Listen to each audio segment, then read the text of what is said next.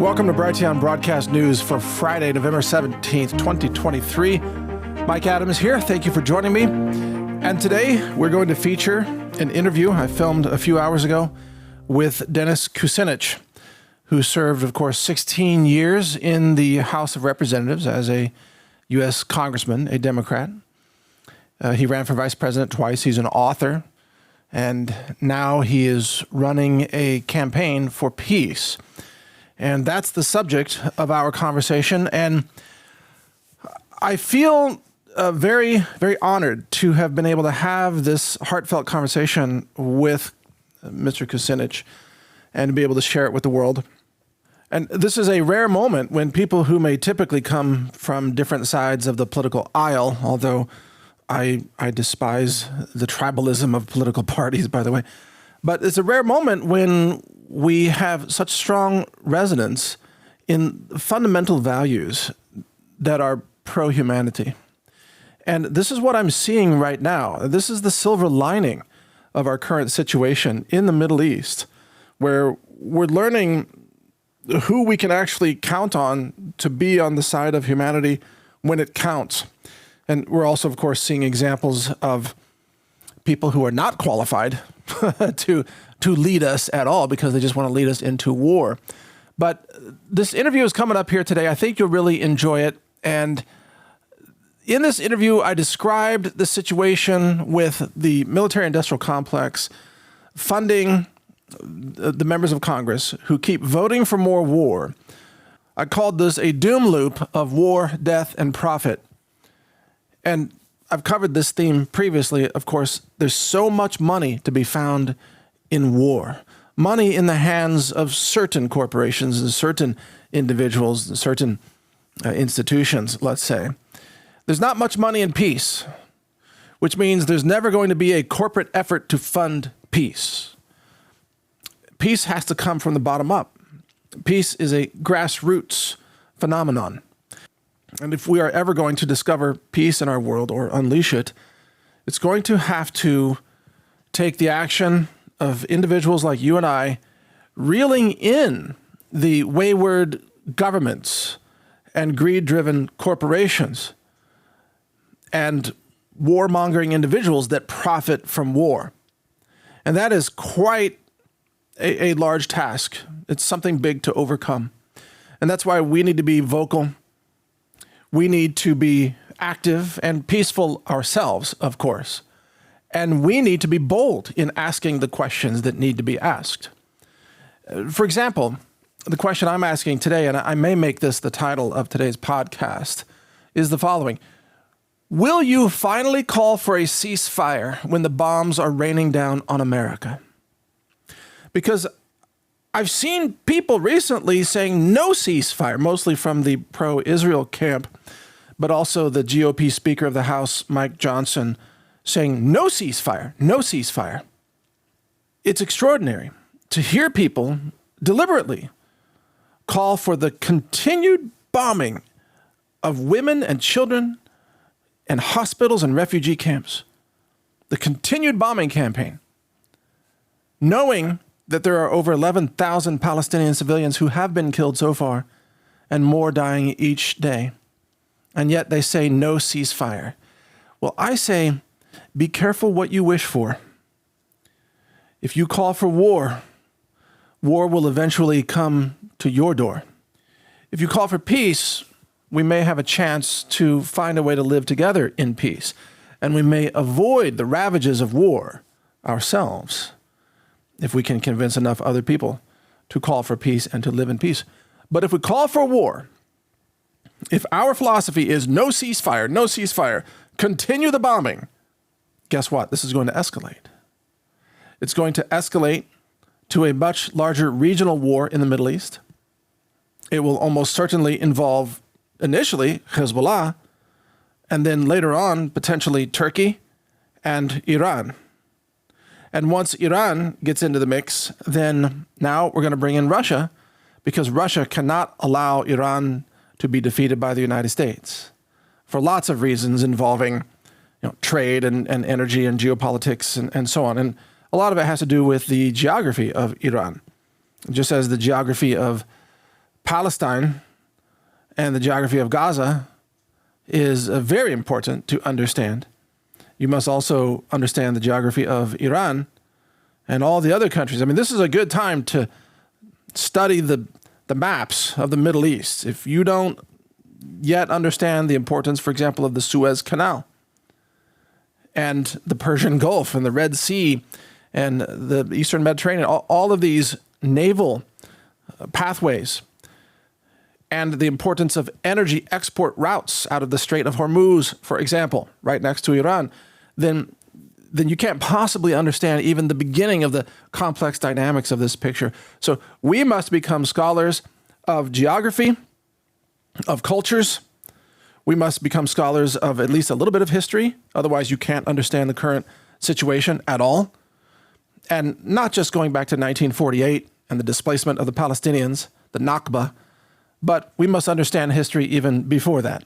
And it's also a good time to understand at least a little bit about Scripture, Judaism, Christian Scripture, as well as the Quran and even the Talmud.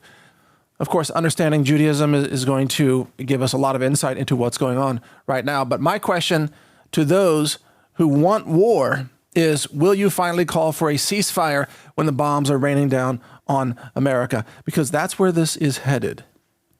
That's where this is headed. And it's easy to sit in America and call for no ceasefire in Gaza. Well, the bombs aren't falling on you. The bombs are falling on someone else's family, someone else's children, someone else's apartments and small businesses. It's easy to say from afar, let them be bombed. But when that comes to your doorstep, what will you say then? Will you wish you had been an advocate of peace? Or will you feel justified in the fact that you called for escalation of war and that war wound its way to your family, to your children, to your doorstep? Because war has a way of doing that. War is squirrely. It resists control. It resists planning. War tends to expand in sudden bursts of tremors and upheavals that are impossible for us to predict. And just as geologists can't really predict exactly how a volcano is going to blow, we can't predict how war is going to escalate and who it may ensnare. And ultimately, the answer is that it may be you. And even if it's not you in particular, shouldn't we stand for fundamental human dignity? Shouldn't we have a fundamental position of saying it's wrong to bomb children and it's wrong to bomb civilian targets, hospitals? And we're told, oh, there's tunnels under these hospitals. That's why we had to blow them up. That's no justification. Are you kidding me? So what if there are tunnels there? I mean, Israel built tunnels under the Al-Shifa hospital in 1983. When Israel controlled that area, they built tunnels. Of course, there's tunnels under the hospital. They built them. But even then, is that a justification to level everything on the surface, to level the hospital itself? No, of course not. I mean, if some terrorist built a tunnel underneath, I don't know, New York City, is that a justification to bomb New York City into rubble to get the tunnels? No, not a justification. So as you know, I've felt rather disillusioned when observing certain individuals and their lack of renouncing this ongoing ethnic cleansing campaign against the Palestinian people. And one of those individuals that I have called out in, I think, a balanced way is Robert F. Kennedy Jr. And I pointed out his three glaring contradictions yesterday. And one of those contradictions is that RFK Jr., he wants to protect children from vaccines, but not from bombs. And also he wants to defend the free speech right to criticize vaccines, but not to criticize Israel. And so those are two of the three glaring contradictions. Well, when you know it, Children's Health Defense has issued a statement. And I'm going to read this statement for you. It's very short.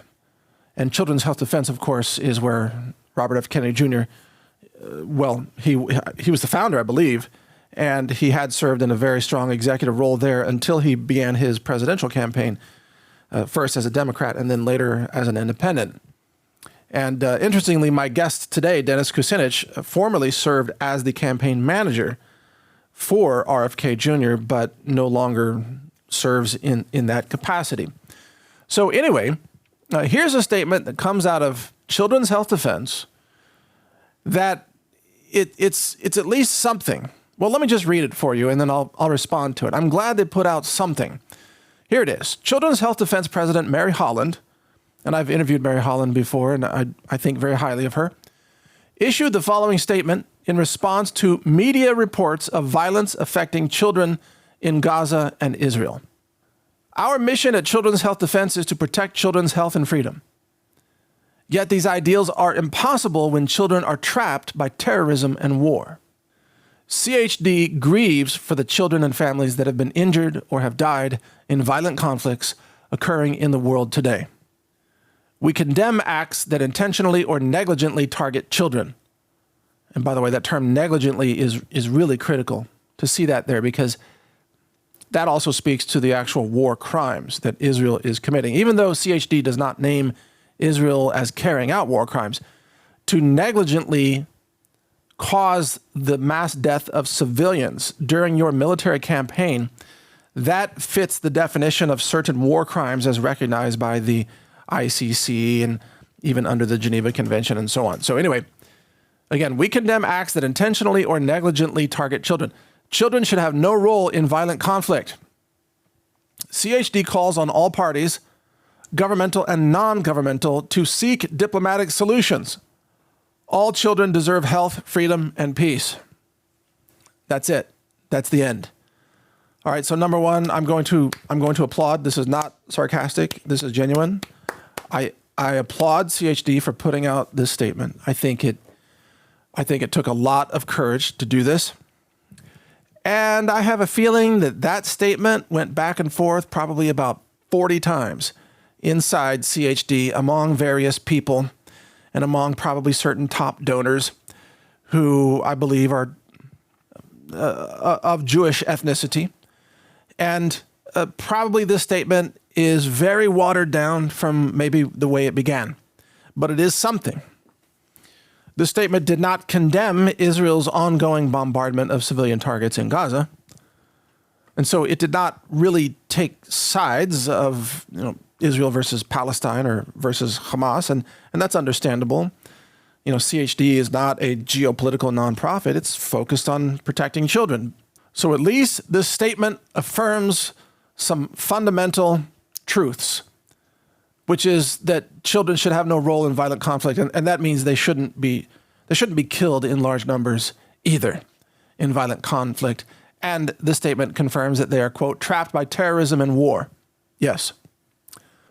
Now, of course, if this were my own statement, I would add to it and arrest Netanyahu, but that's not what CHD is all about, and that's not what they're saying. So anyway, they did say something, and that's good. I have not yet heard Robert F. Kennedy Jr. himself say something like this. This is not a statement from him. I know that there is pressure internally in his own campaign for him to make a statement against the mass bombing of civilians in Gaza. But I also know there's a lot of pressure within his campaign that is pro-Israel pressure. And so in one sense, I feel for how RFK Jr. is no doubt torn between some very powerful forces that want him to either say something or don't say something, right? And yet, this is precisely the kind of situation that you would be pressed into as president. In fact, as president, you'd be inundated with these kinds of pressures constantly with no reprieve. And it is your job as a statesman to be able to navigate this. So I will just conclude this topic here by repeating my hope and prayer that RFK Jr. will reassess his silence on this issue and that he will make a statement. And the question I have is, what will be the body count in Gaza at the moment that RFK Jr. decides to say, we have to stop the bombing? We're at over 11,000 now, and about 40% of those are children. And that number will continue to rise to 15,000, 20,000, 25, 30,000. We're starting to get into numbers that approach the number of Americans who died in the Vietnam War, which I believe was around 55,000, roughly, perhaps 60,000. These are significant numbers, and every life matters. In my view of the world, every life matters, including the lives of people who practice a religion that you don't. But by the way, there are Christians being bombed and killed in Gaza right now as well.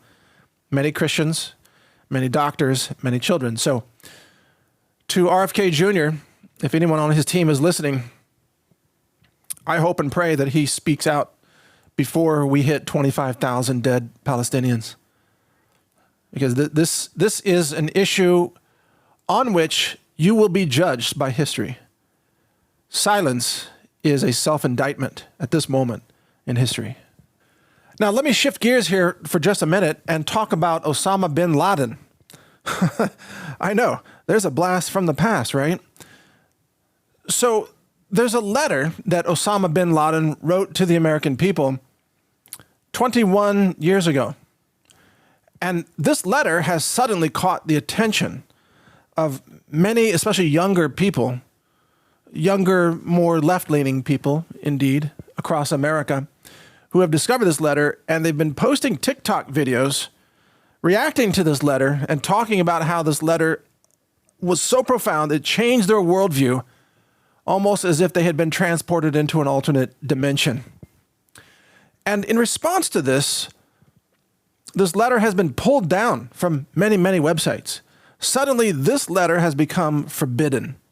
You're not allowed to read the letter that Osama bin Laden wrote to the American people.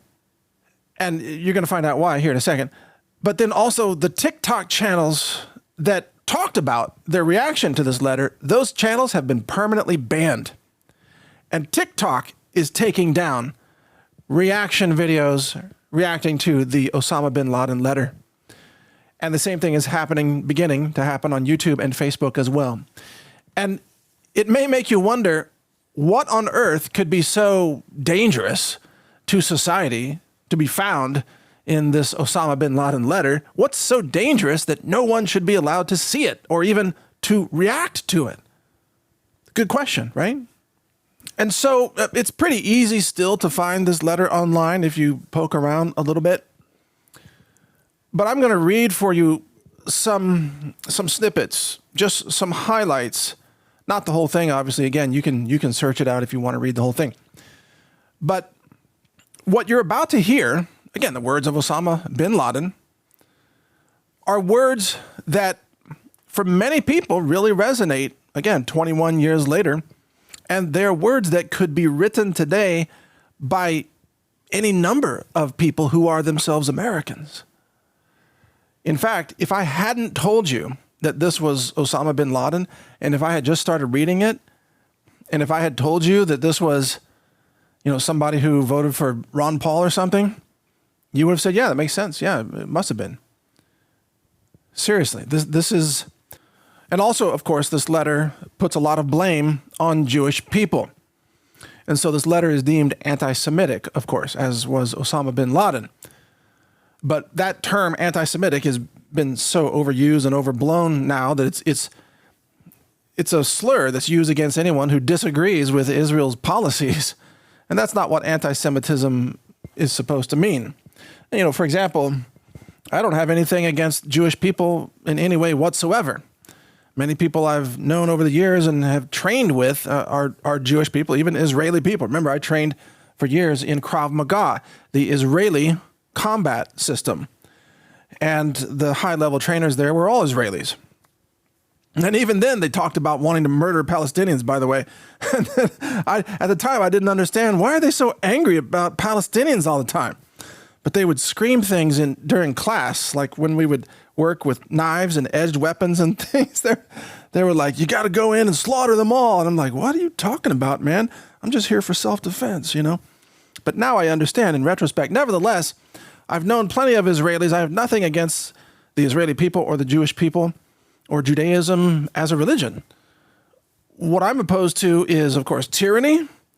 I'm opposed to bombing children, and I'm opposed to violence when especially we could invoke diplomacy and we could find some peaceful solutions. But listen to what Osama bin Laden says or writes in this letter and see if you can identify what today's left-wing youth are finding in this message that is a game changer for them, right? And some of them are getting an education in economics through this, by the way, or at least monetary and fiscal policy.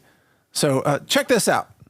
Bin Laden writes, quote, "Your former president warned you previously about the devastating Jewish control of capital," meaning, money, "and about a day that would come when it would enslave you. It has happened.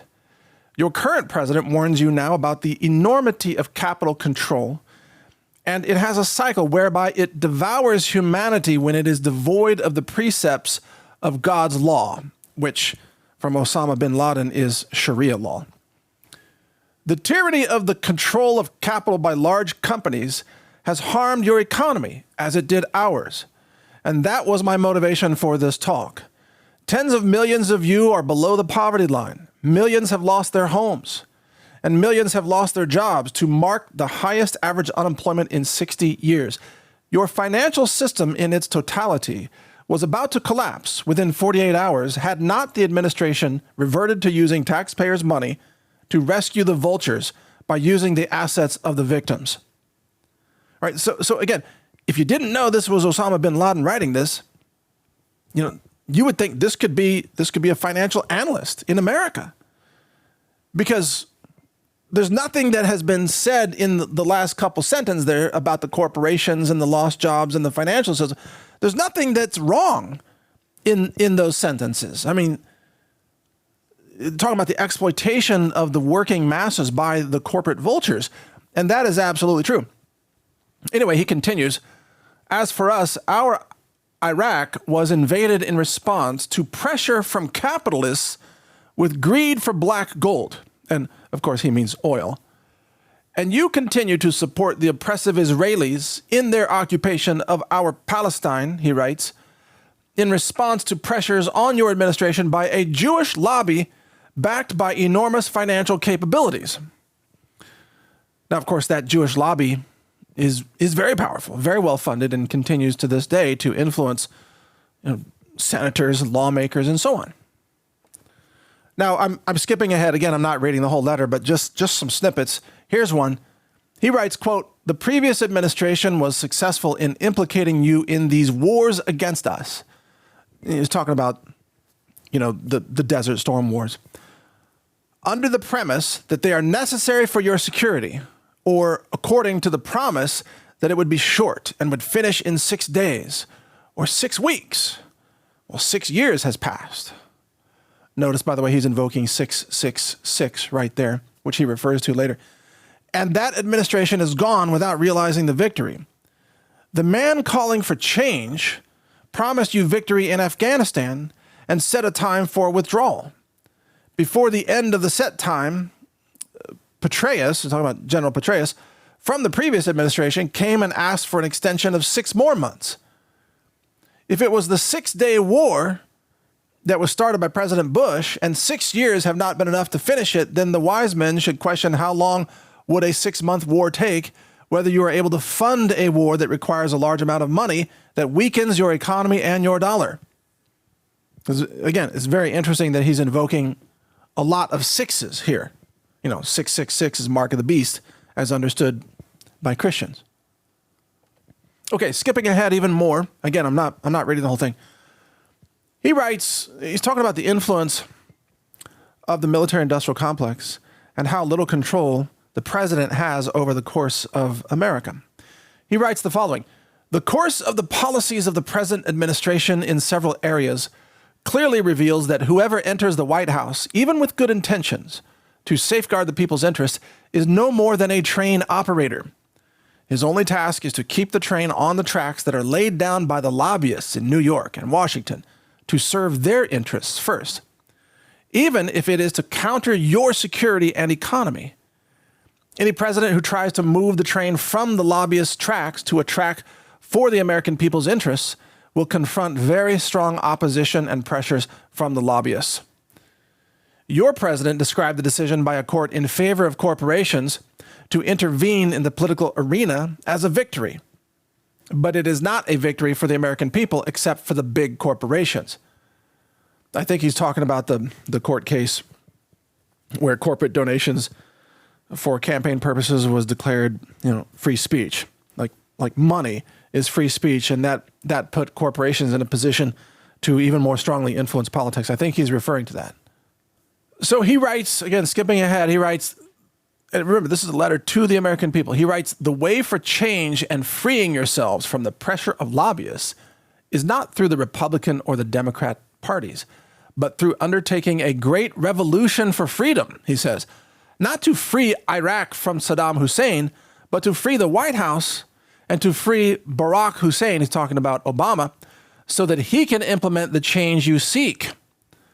It does not only include improvement of your economic situation and ensure your security, but more importantly, helps him in making a rational decision to save humanity from the harmful greenhouse gases that threaten its destiny."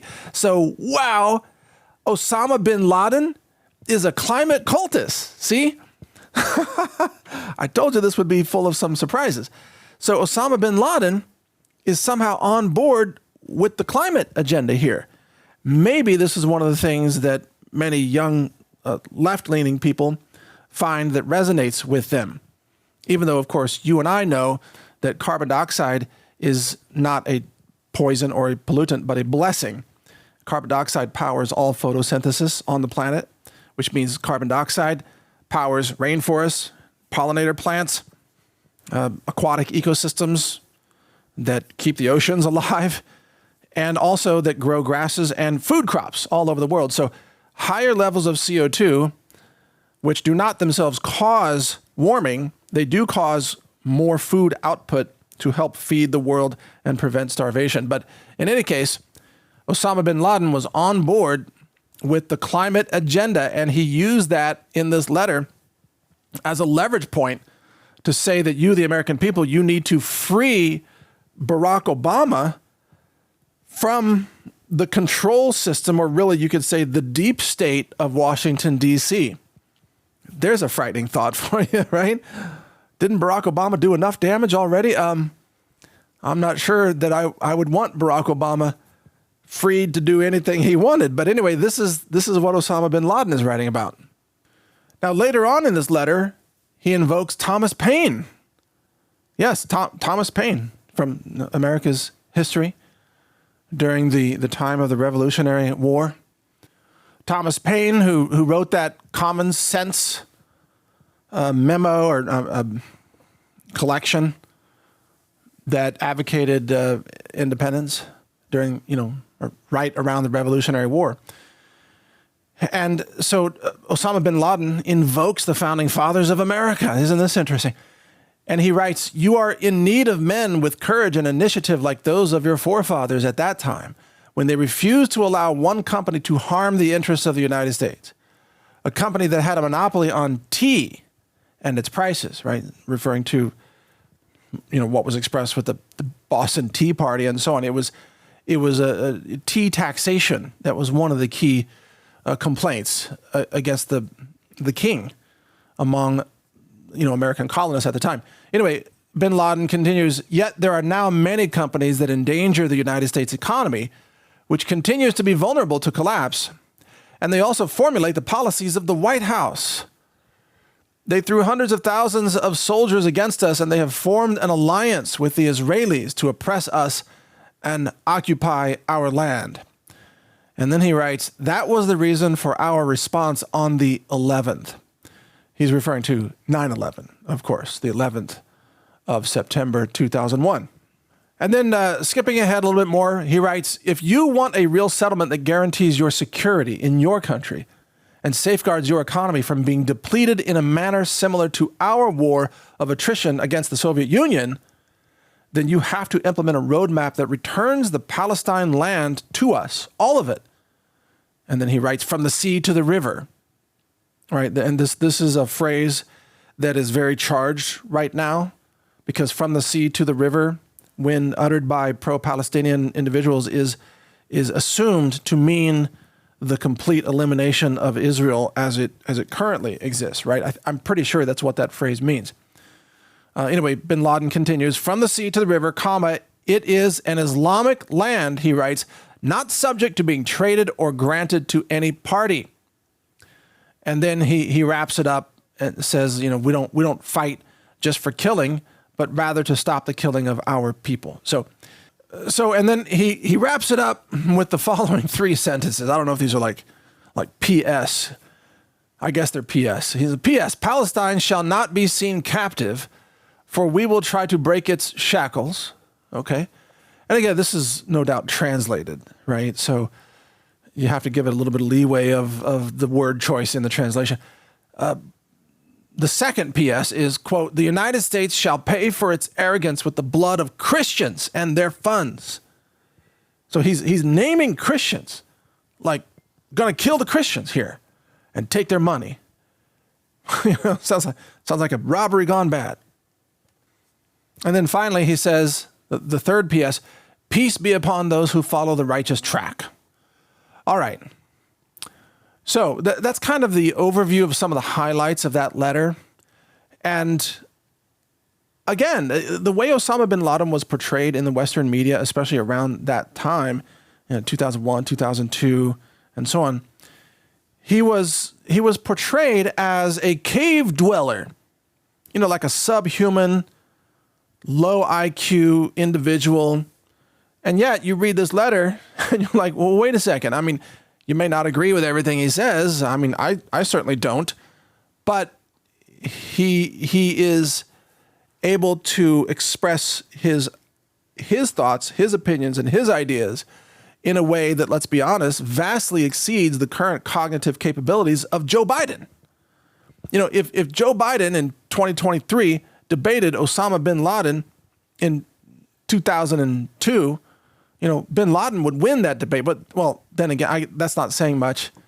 Sometimes I think a hamster would win a debate against Joe Biden at the moment. But you get my point. Osama bin Laden, he was not some low IQ, low brow idiot, cave-dwelling grunt. No.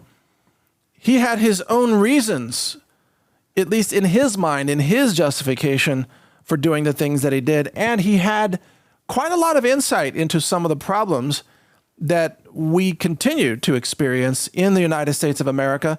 For example, corporate control over the political process.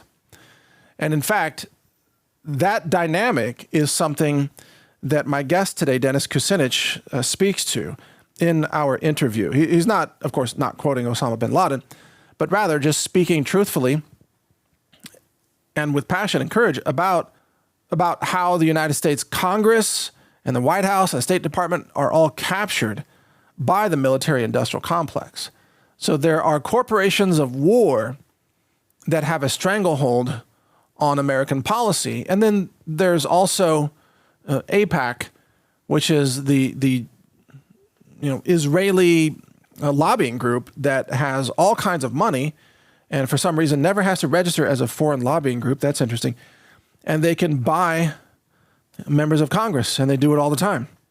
And the way they do that is they say, hey, if you support us, we'll give you all this money for your campaign. If you don't support us, we'll give it to your opponent in the primary. You will be primaried out of existence. So do you want to support us or not?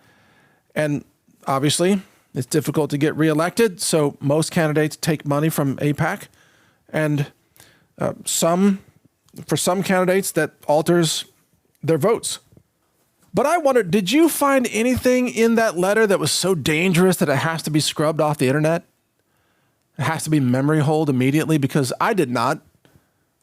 In fact, a lot of the things in that letter, at least the parts about the corporations having control and the economic fragility of the U.S., I mean, those are things we talk about every day.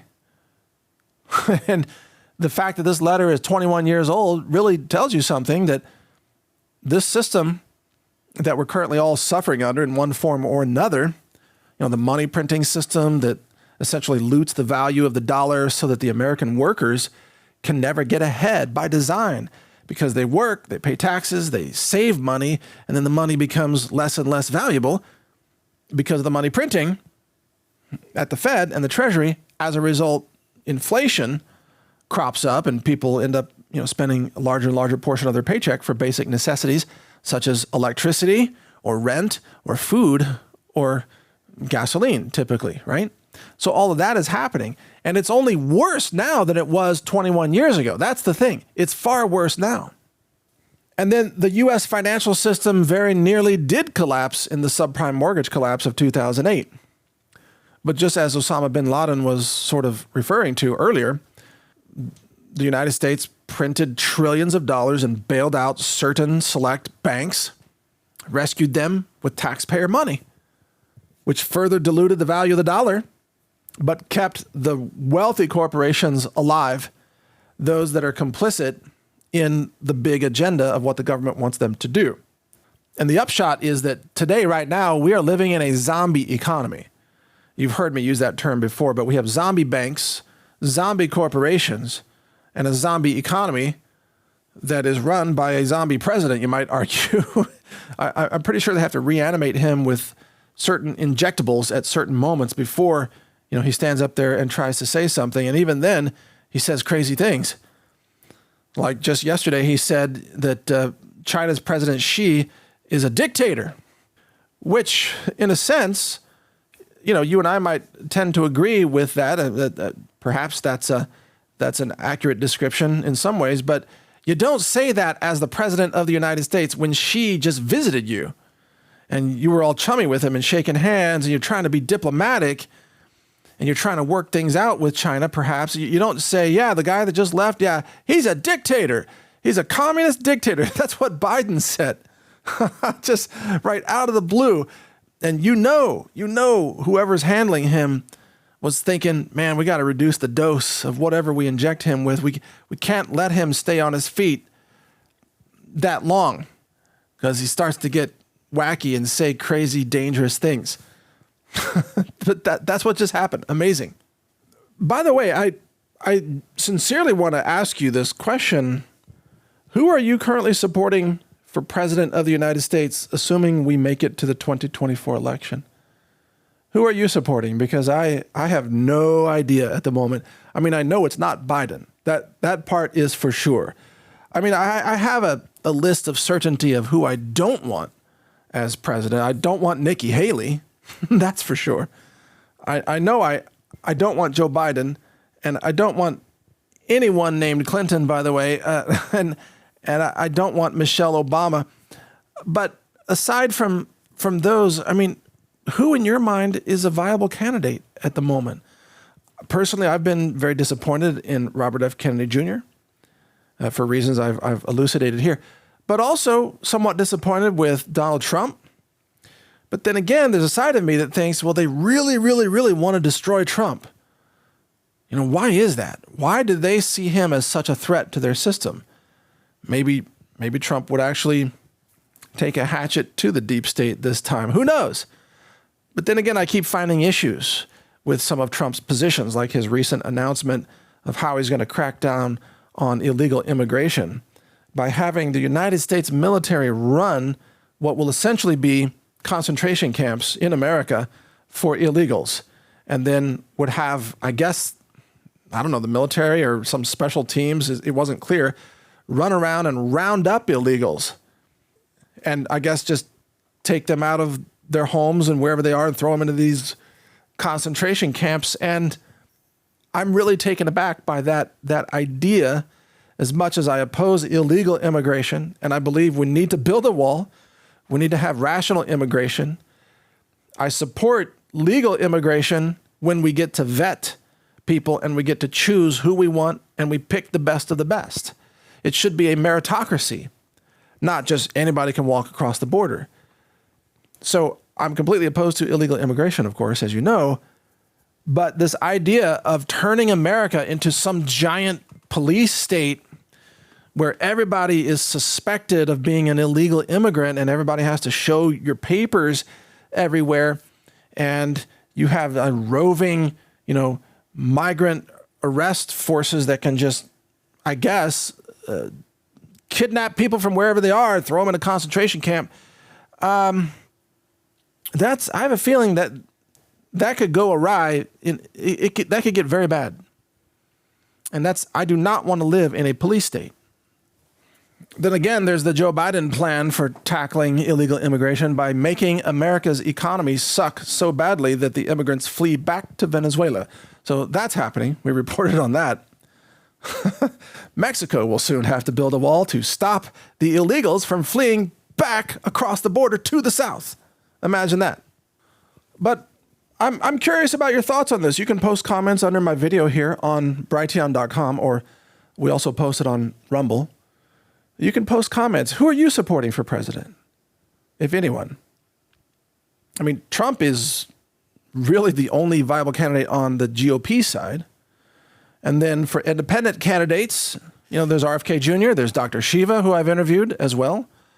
Dr. Shiva's making some waves with some videos that some of them are pretty foul-mouthed, right? And I know he's taking a lot of heat for that, but he is saying some things that probably need to be said. So I'll probably invite Dr. Shiva back on and do another interview with him and ask him for his thoughts without the profanity, if that's okay. But who are you thinking? Vivek Ramaswamy? I mean, I think he's a big pharma guy. So I'm not a fan of his candidacy. You have any idea? But give me your thoughts in the comments beneath this video. All right, let's switch gears back to Gaza, because there is a major development here that we need to dig into. This is I'm going to read you from a news source on Twitter, but you can find the same thing posted in many different places. Thousands of leaflets were dropped on the city of Khan Yunis in southeastern Gaza earlier today. So understand, we're talking about South Gaza now. So in case you haven't been following the situation, at first Israel dropped leaflets on the northern half of Gaza and told all the people in the north, you need to evacuate to the south. And if you don't, we're going to bomb you. And then Israel just began bombing, bombing everything, bombing the universities, bombing the hospitals, the refugee camps, you name it, the civilian residential apartment complexes, and that's what they did. That's what they're continuing to do, bombs and then bulldozers. Now Israel is dropping leaflets on southern portions of Gaza. So continuing with this statement. So the leaflets were dropped on this city in southeastern Gaza as a signal that the Israeli Defense Force may be planning further ground operations in the southern Gaza Strip, where some Israeli officials have stated they now believe the leadership of Hamas has escaped to. Well, what a convenient excuse, isn't it? Very convenient. Israel is on offense here. Israel is the aggressor, and all they have to do to justify their next attack is to say, well, we think Hamas might be there. Hamas escaped to there. I thought we were told over the last week that Israel had, number one, surrounded northern Gaza, that Israel had bombed all the tunnels and had killed everybody in northern Gaza, at least Hamas people, because of all the demolitions experts and bunker buster bombs, all of that. I thought we were told that Israel had defeated Hamas in northern Gaza. Now we're told, well, they may have escaped to the south. Therefore, we have to bomb the south. Well, wait a second. Before you bomb the north, you told the Palestinians they have to flee to the south. If you're going to bomb the south, where are they supposed to flee to now? Back to the north? Well, they can't. There's no infrastructure. You've turned the north into rubble, largely. Well, where are they going to flee to? To the Sinai Peninsula? Well, that's Egypt, and Egypt has said no. Egypt has said no, and the United States, to the credit, by the way, of Antony Blinken, who I don't give a lot of credit, but on this point, he deserves at least a little bit of credit. He has told Israel, no, you can't just displace all these Palestinians. And he has told Israel, you can't just come in and rule Gaza forever. You have to give Gaza back eventually.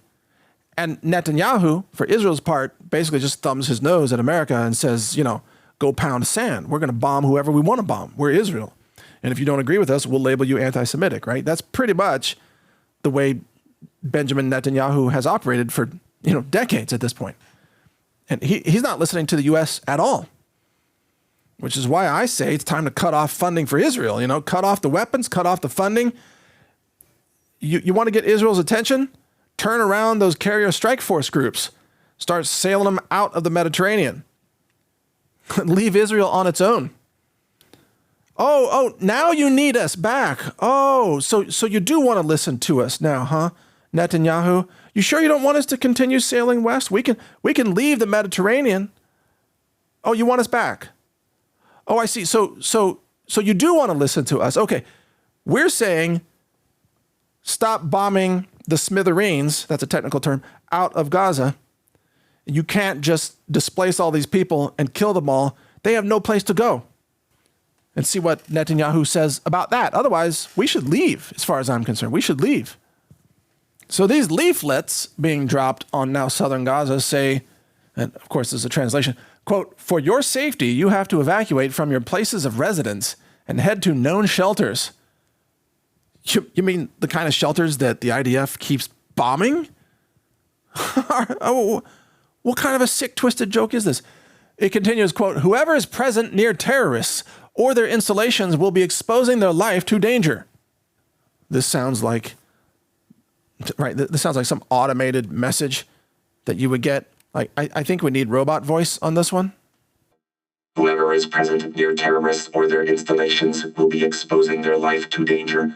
Evacuate now, evacuate or die." Right, that kind of message. Yeah, I got the robot back in there. It's been a while since we heard from the robot. But again, they're being told, go to the refugee camps. Well, what happened to the people in the Jabalia camps or the Jabalia? I'm never sure how to pronounce these names. Let's call it Jabalia in the north. Well, they got bombed. So Egypt is not happy about this. Now, Egypt is currently being bribed by the West, by the way. Egypt has, $120 billion in debt that it owes essentially Western banks. And Egypt, its economy isn't doing great. Egypt needs some financial assistance to keep things afloat. And Egypt is kind of being paid off. I know this is a simplification, but Egypt is being paid off to not get involved in the Israeli-Palestine conflict. But Egypt, being a largely Muslim country, of course, well, there's a lot of internal strife and pressure politically for Egypt to do something about this. But Egypt absolutely is not in a position economically to take on, 2.3 million Palestinian refugees that Israel wants to push out of Gaza because Israel wants to seize Gaza for itself, greater Israel. We need to take Gaza. We're going to bomb it. We're going to bulldoze it. And we're going to rebuild all Israeli encampments, except for the areas where we can drill for oil and gas, because there's trillions of dollars of gas underneath Gaza. One more reason to bomb the Palestinians and get them out of there and just seize the land. I mean, this is a bomb and pillage operation by Netanyahu, who's also trying to save his own neck from prison time. But the question remains, where do the Palestinians go? Because the only exit available to them at this point, I forgot the name of it, but it's this exit that borders Egypt. And Egypt carefully guards that exit. They've allowed, humanitarian aid trucks in from time to time, and they've allowed certain people to exit. For example, they allowed the exit of Russian nationals who were trapped in Gaza, and some Americans as well. But they're not going to open the floodgates and say, hey, 2 million plus Palestinians, come on through, because where would they go? Yeah, you can't just direct them out to the desert. They're going to need infrastructure.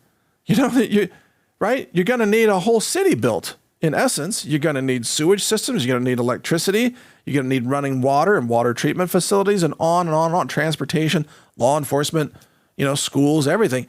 You have to build a whole city. Well, you can't do that overnight. It doesn't exist out there in the Sinai Desert. So there's nowhere for the Palestinians to go. Now, I know that there are some, especially Democrats in America, that say, well, America should take a lot of those Palestinians, or the European countries should take them. Well, no. Why shouldn't they get to keep their home? where they live now, they should be able to keep. And some would argue in a two-state solution that the borders in Israel versus Palestine should be reverted back to 1967, by the way, when Israel was much, much smaller, and most of that whole triangle there on the eastern Mediterranean Sea is Palestine. But, I think we're far from a two-state solution at this point. That's not going to happen. But why should Palestinians be pushed out of their country, their neighborhoods, their homes, to the rest of the world when, especially in the United States, the government of the U.S. is funding Israel that's bombing the Gazan hospitals and apartment complexes and so on? I mean, this is insane. So Egypt, with its president Sisi, Egypt is not happy about this situation. Now, there's a rumor that's floating around, and I tried to confirm this or deny it, and I was not able to do it either way. So I can't say that this following rumor is true, but it's worth your consideration. It may be confirmed by the time you hear this. We'll see. Or it may be fiction. I'm not sure, but it's at least something to consider. According to a number of posts on Twitter that are claiming to cite Haaretz, which is a publication, news publication that covers Israel and the Middle East. There is a post and a screenshot of this, but I don't read Hebrew. I don't know what it says. But according to the quote rumor, the Egyptian army is reportedly preparing to enter Gaza and impose a no-fly zone if Israel does not impose an urgent solution in Gaza. All right, so that's the rumor. Again, unconfirmed. Consider this, though, because tempers are flaring. Egypt is running out of patience, and so is the rest of the world, by the way. If Egypt, which has a very capable military presence, by the way, and remember, Egypt fought Israel before, in the previous wars that actually helped define the current boundaries of what Israel is today. But Egypt is no long-term friend of Israel, and Egypt is feeling a lot of pressure right now to take on these millions of refugees that are being pushed out of Gaza. And Egypt, no doubt, its leadership understands that Israel would benefit from all the gas and all the oil underneath Gaza, and that this is a pillage operation, bomb and pillage, among other things, also ethnic cleansing on top of that. So Egypt is running out of patience. If they were to actually move anti-air defense systems into Gaza and activate them, that would mean that they are shooting down Israeli jets, F-16s. Do you think that would happen? I mean, that would set off a much wider conflict, because then the U.S. would be forced to do something. Do something, damn it. Don't just sit there in your ships. The U.S. would probably end up launching cruise missiles to take out Egypt's anti-air defense systems in order to allow Israel to continue its bombing campaign of civilians in Gaza. Then you have the U.S. and Egypt at war. Not good. Not good. Why?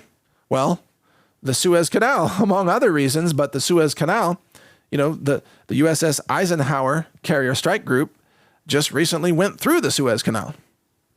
And without the Suez Canal, your Navy is split up. It's not nearly as effective. It can't project power in as many places without the passageway of the Suez Canal. Well, if Egypt says, no canal for you, like the soup Nazi, then the American military just lost all kinds of power. And the Suez Canal can also be used to enforce, in part, an oil embargo against the West.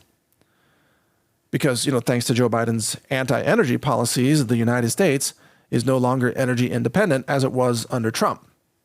And thus, the U.S. is dependent on energy exports out of the Middle East. And some of those, well, a lot of them transit through the Strait of Hormuz, by the way, but some of them go through the Suez Canal as well. With that canal shut down because we're at war with Egypt, trade gets real dicey. Supply chains become very unstable. Consumer goods start to disappear from the shelves of American stores, and the American consumers begin to notice, hey, what's wrong here? Where are the parts for my car repair? You know, oh, they're all lined up near the Red Sea, actually, because they can't go through the Suez Canal or whatever. So that situation would get very ugly very quickly. But if Israel is saying, hey, you can't just keep bombing, you can't bomb southern Gaza and tell these people to leave, they have nowhere to go except Egypt and we can't take them, well, what are we supposed to do? Right? What's the answer here? And Israel's not listening to anybody except maybe Netanyahu's hearing from Satan from time to time, like, kill them all, you know, whatever. That's who I think is whispering in his ear at the moment. Netanyahu, you can't reach him with rationality. He's just like, we're going to bomb and bomb and bomb until we run out of bombs. So we're on a collision course here, folks. This is a very dangerous scenario. We are on a collision course with an escalation of this war that could involve Egypt. It could begin to involve the U.S. aircraft carriers and the strike force groups. It could begin to involve, of course, Hezbollah and Lebanon. And Israel has its sights on Lebanon. Israel wants Lebanon. You know, they want to pillage and loot modern day Lebanon just as they're doing in Gaza. You know, Israel, there's no end to its appetite for expansionism and aggression against its neighbors. Israel thinks it owns half of Jordan too, by the way. It's like, you think that's your country? No, that's our country. Why is it your country? God promised it to us, right? That's what they say. God promised it to us. Therefore, we can bomb you.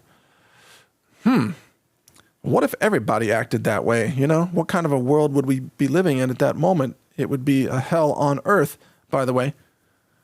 But you get the idea. We're on the verge of a major escalation here. Whether that rumor that I read for you there, the no-fly zone rumor, whether that's false or true, Egypt is still trending in that direction. We are on a collision course, and it's a game of chicken between nations, and nobody is backing down at the moment. The U.S. isn't backing down. Hezbollah isn't backing down. Turkey's not backing down. Israel's certainly not backing down. And Egypt, they're holding their ground at the moment too. So where does this go? You know, I hope that this doesn't end up with Israel bombing Beirut, because they've done that before and they're threatening to do it again. If Israel bombs Beirut, Hezbollah launches everything at Tel Aviv, and then probably Iran would be sitting there saying, we need to launch too, you know, get in on the action. And then the U.S. is like, Iran attacked us, bomb Iran, you know, and then Russia would be, well, the U.S. is bombing our allies, the Iranians. We have to respond with Kinzhal missiles. Take out the carriers, you know, Mach 6 nuclear weapons. Hey, did you see Russia has a new hyperglide vehicle? It's a hyperglide reentry vehicle for their ICBM. There was a big announcement about this just in the last 24 hours, actually, that they're deploying this. This hyperglide vehicle, I hope I'm getting this right, it travels at like Mach 20 or something right around that, Mach 20. There's nothing in the U.S. military defense that stops this thing. There's nothing. In fact, I don't think there's anything in the U.S. defense that stops a Mach 6 missile. But the hyperglide vehicles at Mach 20, forget it, man. I mean, 20 times the speed of sound. Oh, and when I say hyperglide vehicles, what I mean is maneuver-capable nuclear warheads with wings. So each one of those hyperglide vehicles has a nuclear warhead on it. And those nuclear warheads could be, could be 1 megaton, could be 5 megatons. Who knows?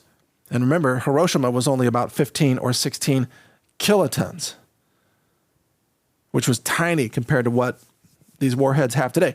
So if Russia wants to take out the entire U.S. naval group, the entire USS Ford group, by the way, and the USS Ford, I mean, how many $1 billion did that thing cost? There's 5,000 sailors on that thing. It's the largest ship ever built in the history of the world. And it's one of a kind. There's nothing else on the planet like that. It can be taken out with one Kinzhal missile, along with some other, the support ships around it, the cruisers and destroyers and what have you. One missile can take it all out. And then where are we? Yeah, then we're in a Mad Max escalation of fallout, Not good. And that's when the U.S. and Russia start trading ICBMs. And that's why I asked up front here today, will you finally call for a ceasefire when the bombs are raining down on America? What will it take for the American people who are still saying, no ceasefire, no ceasefire? What will it take for them to come to their senses? And I think the answer is radioisotopes, actually. I think it's going to take nuclear fallout in their cities before they get the picture like, oh, maybe it was a bad idea to call for war. Maybe this got out of hand. Of course it got out of hand. It's war. War always gets out of hand. You can't control it. It's like a runaway fire burning through an apartment complex. You don't know who it's going to take out next. Be careful starting fires when there are combustible materials all around, which is exactly what the Middle East is right now. Be careful running around with matches and torches and flares when everything's about to combust all around you. Be careful. You can't manage war like you could manage a spreadsheet or something. You can't manage war. Some people think, well, we'll just bomb until we take Gaza, and then we'll call for a ceasefire. Okay, well, that's what you think. That's not what Hezbollah thinks. That's not what Iran thinks. That's not what Erdogan from Turkey thinks. If you bomb and obliterate Gaza, you're going to trigger their response. And then their people are going to say, well, let's just bomb Israel until Tel Aviv is wiped out, and then we'll stop. We'll call for a ceasefire after we wipe out Tel Aviv. So they bomb and bomb and bomb and obliterate Tel Aviv. And they said, now we can call for a ceasefire. But then the U.S. is like, wait a second, Israel's our ally. We need to bomb you back. So that you see where this goes. And eventually, of course, it involves Iran and Russia and maybe at some point, Chinese ICBMs. And did you see how President Xi was welcomed as a heroic statesman in the streets of San Francisco, which were magically all cleaned up right before the Chinese premier shows up? Did you see that? Just the other day, and all the Chinese flags on the street, but no American flags, It was like, what? Is this really San Francisco?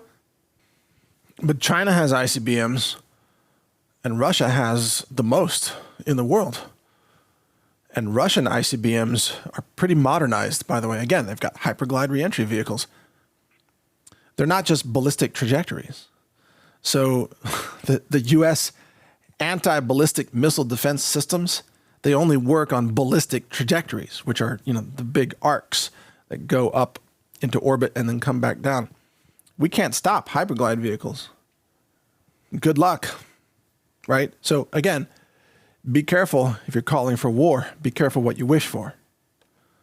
Because eventually the families being blown to bits might be your own. Yeah, true. And I know people will say, oh, well, Israel has a right to defend itself. Not by attacking all its neighbors. not by carpet bombing 2.3 million people who live in what is essentially a concentration camp that is under the control of Israel. That's not defending yourself. That's genocide. That's what's happening there. So be careful what you ask for. If you live in a world where you and others, you beg for genocide, you will eventually get it. It will come to you. If you worship death, well, you will get it. Even in New Age circles, there's something called the law of attraction, which says you tend to get what you focus on, right? So if you're out there focusing on bomb them all, kill them, bomb them, eliminate them, and then it comes to you, why are they bombing us? Law of attraction, yeah. That's what you kept focusing on. Why are you surprised when it came to you?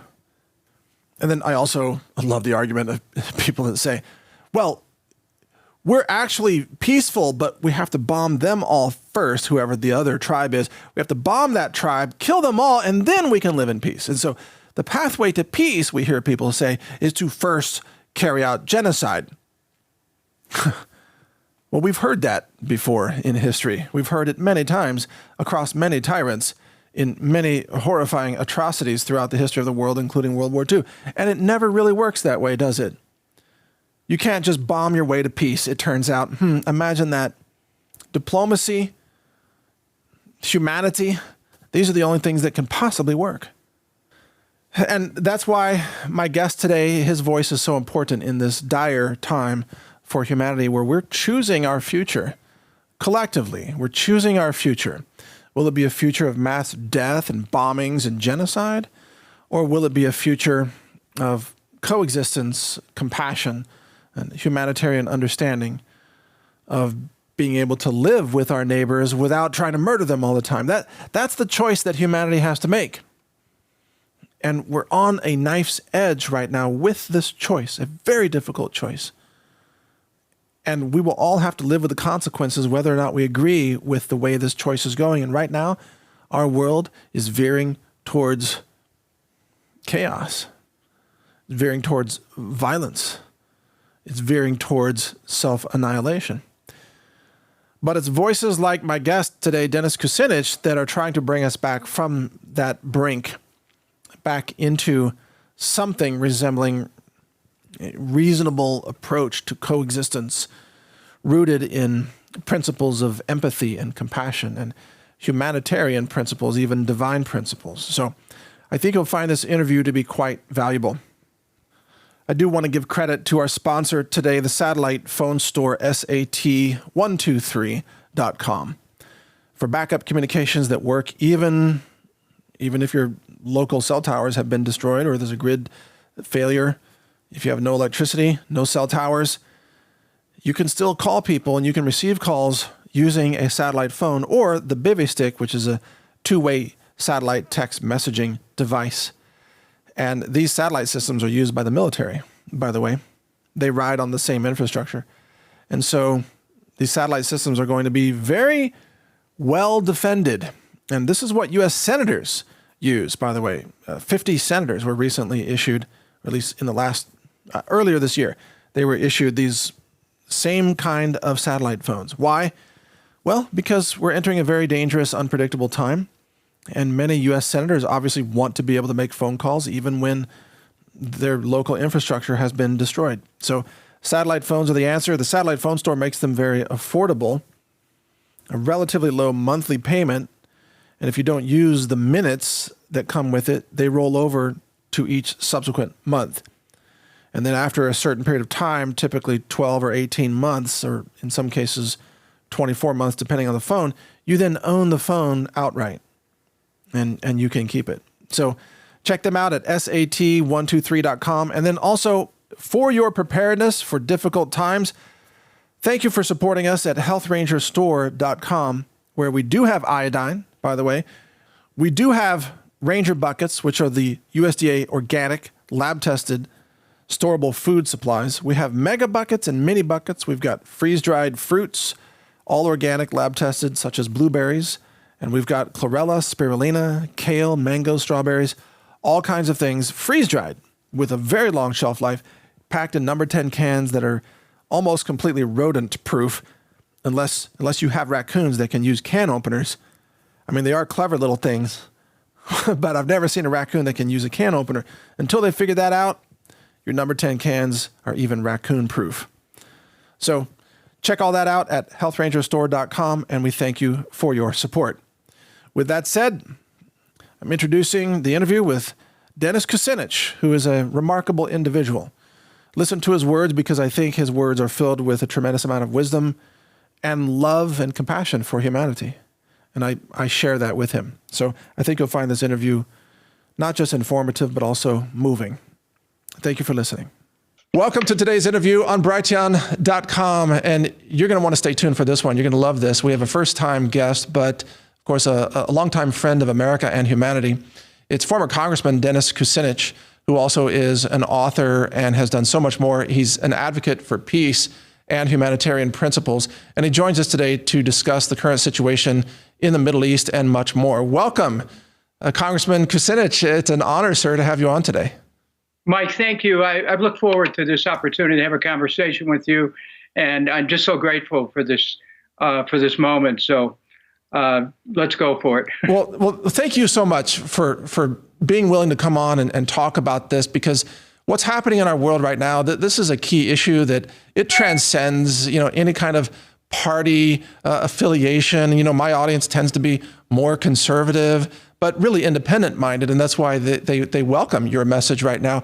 And I think you and I can both agree we've seen a lot of people across the spectrum kind of lose their minds recently, and I'm wondering, why isn't it a simple thing to say that let's not bomb women and babies in hospitals, right? Can we start there? What's your reaction to that?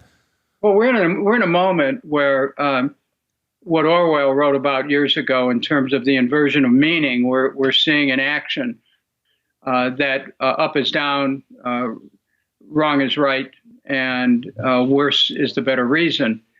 And when it comes to Gaza, we're seeing in full display here every twisted theory and thinking that would be used to justify the slaughter of innocents.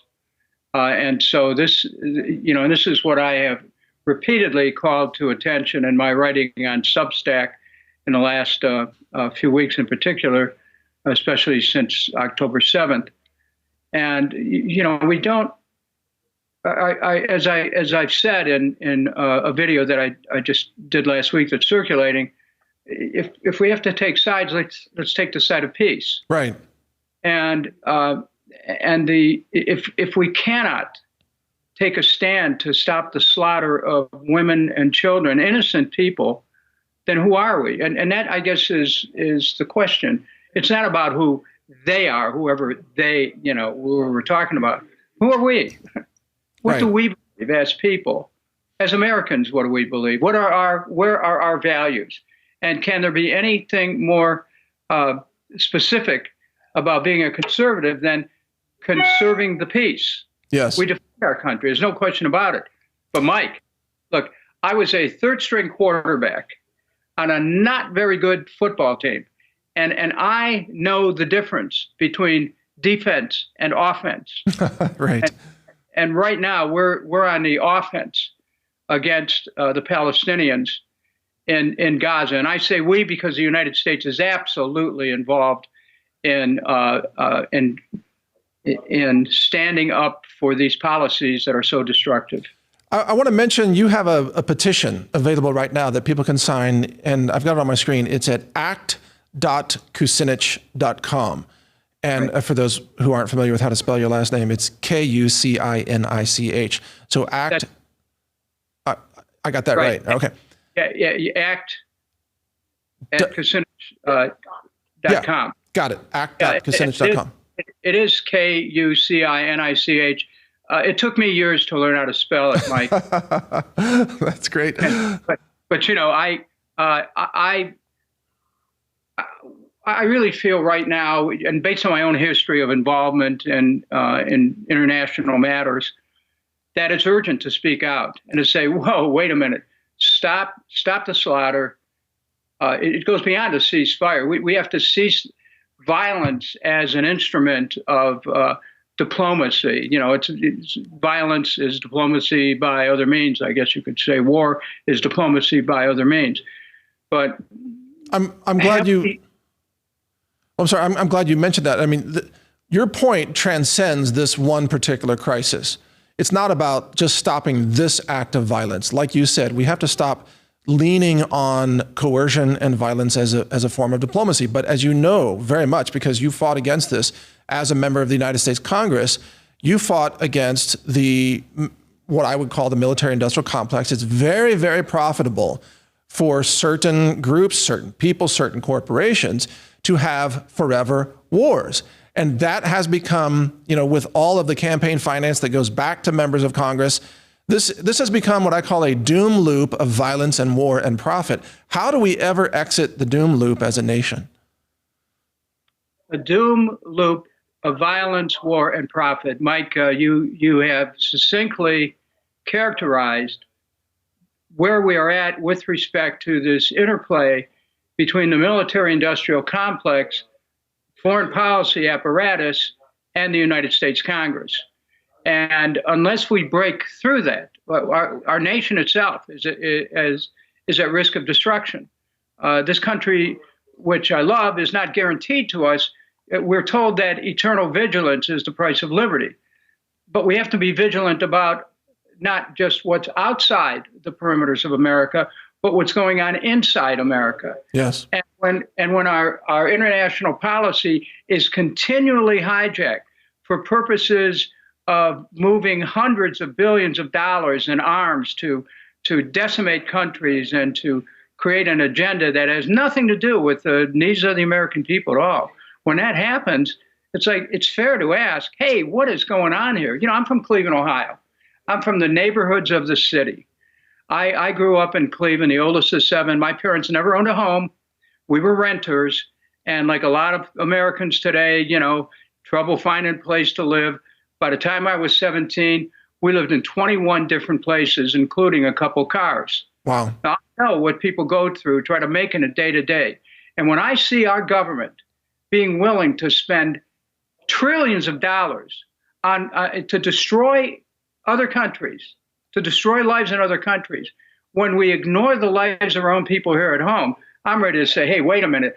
I'd never signed up for anything like that. And it's time to redirect America's resources and our ethic about what we stand for as a country. Well stated. I completely agree with you on that point. And in fact, I want to back up a little bit and ask you about this dynamic and how this was applied to the conflict in Ukraine. Now, I've watched several of your interviews. I don't know fully your position on what happened in Ukraine, but there's one dynamic I think you can speak to. It is that young Ukrainian men have been dying by the hundreds of thousands, while wealthy American corporations that have ties to Washington, D.C. are getting wealthy. And there seems to be no value on the lives of the Ukrainian men, and that might apply to even Israeli IDF soldiers today. The U.S. corporations may not value those soldiers as long as they're making the profits. In their view, it doesn't matter how many, quote, foreign young men die. Yet you and I think we agree on the fact that every young man and woman everywhere around the world has value and is a divine being and is worth saving or protecting. Does that make sense? It not only makes sense, it's said with poetic effect, Mike. And I'm so grateful for the chance to talk to you, because as you're speaking, I'm thinking of a poem by Matthew Arnold that was written at the turn of the 20th century.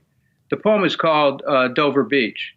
And some of the closing stanzas are pretty close to this. He says, love, let us be true to one another, for this world before us hath neither hope, nor certitude, nor flight from pain. And we are here on this darkling plain, swept by confused alarms of struggle and flight, while ignorant armies flash at night. Wow. And that was Matthew Arnold in Dover Beach, before World War I. And the sense is that the world gets pulled into these wars. Millions of innocents are killed. And it's time for us to recognize that the science of human relations requires us to be able to rethink how we handle our differences, how we resolve them. Yes. In fact, I would say that right now, at this moment in history, we are seeing more awareness about that very point where we have to find a way to coexist as human beings of different ethnicities, of different religions, of different colors and genders, because the alternative is mass slaughter of each other. I was asking myself this morning, what would our world look like if every nation reacted to its neighbors in the way that Israel is doing right now? And that would be a world of blood and suffering. None of us want that outcome. So how can we stand by and be silent that this is happening in this one case and with a risk of escalation? Well, we aren't, you, myself, and others are not standing by. We're challenging, we're challenging the sharply interiorized logic of not just a conflict, but of the rationale behind the conflict, which is certainly political, which is territorial, which covers resources, which has a biblical subtext, okay, and this merges into this recitation of self-justification, which Prime Minister Netanyahu is engaging in on a daily basis, of the massacre of tens of thousands of people and decimating their homes. We have to get what's going on in the moment here. And while I do understand my Jewish brothers and sisters' long-standing concerns about Israel not being destroyed, I also tell my Jewish brothers and sisters that the path that the Israeli government is on right now is not only destructive of the Palestinians, but that the knock-on effect, the blowback, could be destructive of Israel itself. Exactly. I don't advocate. And so I think that we can simultaneously be for the survival of the state of Israel and the survival of the Palestinian people. But we have to recognize that there are elements who don't believe in either of those things.